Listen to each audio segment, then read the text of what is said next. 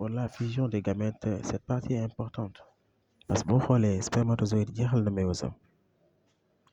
Donc son noyau c'est à n chromosome monochromatigène parce que le spermatozoïde def na télophase 2 ba mu jeex. Et boo xoolee le noyau de l'ovocyte 2 il est à n chromosome bien sûr il est toujours à n chromosome bichromatigène parce que le noyau est bloqué en métaphase 2.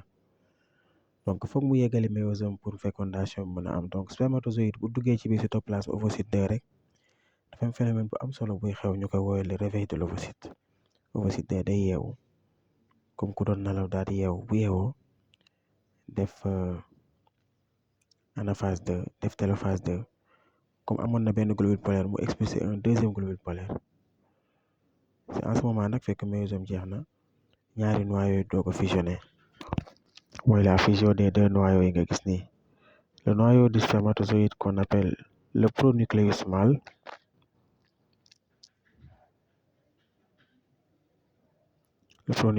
j'utilise des symboles génétiques, j'aime bien. Et le noyau de l'ovocyte 2 qu'on appelle le pronucléus femelle. ñoom ñaar bu ñu fusionné phénomène bii la fusion des gamètes on l'appelle karyogamie noonu la tudd karyogamie ou amphimixie noonu la phénomène bi tudd. Donc da ngay gis ni c'est cette fusion des noyaux là mooy permettre la naissance d'une cellule diploïde, la mise en place d'une cellule diploïde qu'on appelle le zygote, qui est unique génétiquement. Donc,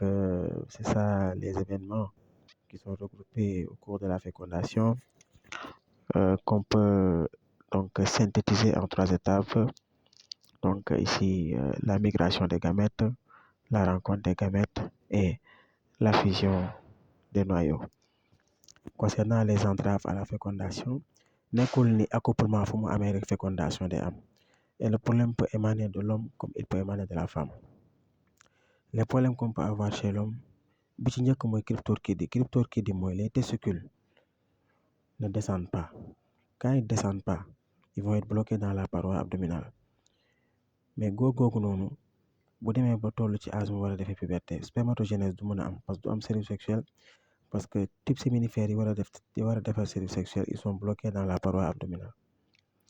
Mais ces caractères sexuels secondaires seront intacts parce que les cellules de Leydig ne sont pas impactées te cellules de Leydig ñooy defar testostérone bi nga xam ne mooy permettre donc l'apparition et le maintien des caractères sexuels secondaires. Deuxième problème bi mën a am chez l'homme mooy la conséquence directe de la cryptorchidie mooy l'azospermie. Azospermie mooy sperme boo xam ne amul benn spermatozoïde. Donc sperme lan moo ko constitué liquide séminal ak liquide prostatique kese moo ko constitué. Troisième problème bi ñu amoon a am chez l'homme mooy oligospermie mooy lan mooy sperme bi am na spermatozoïde mais nombre de spermatozoïde bi dafa tuuti trop par rapport ak nombre normal bi parce que bu ñu fàtte ni bu nombre bi tuutee lan mooy nekk le problème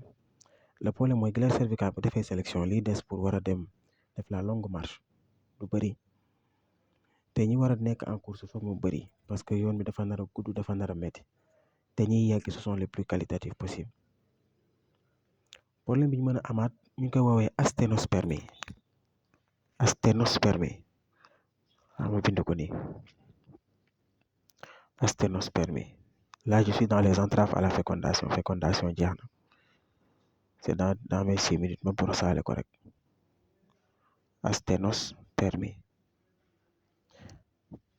asténospermie mooy lan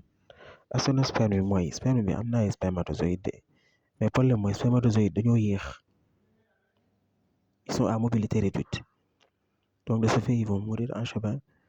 donc kooku possibilité de fécondation dafay le pourcentage qu'il y ait fécondation est faible.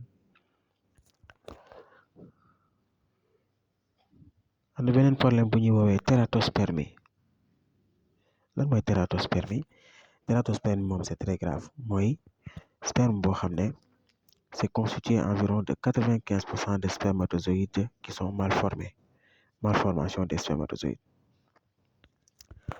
Maintenant malformation des spermatozoïdes bëri na mën na nekk spermatozoïde boo xam ne par exemple amul molécule ZP su amul molécule ZP reconnaissance du am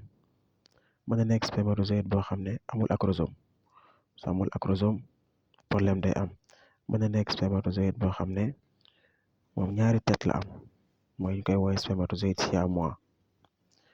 problème bi mën na nekk spermatozoïde boo xam ne benn tête la mais tête bi ñaari noyau la am lii yëpp problème yoo xam ne ci ku góor ki la mën a amee donc c'est des problèmes yoo xam ne mën na empêcher la fécondation les entraves à la fécondation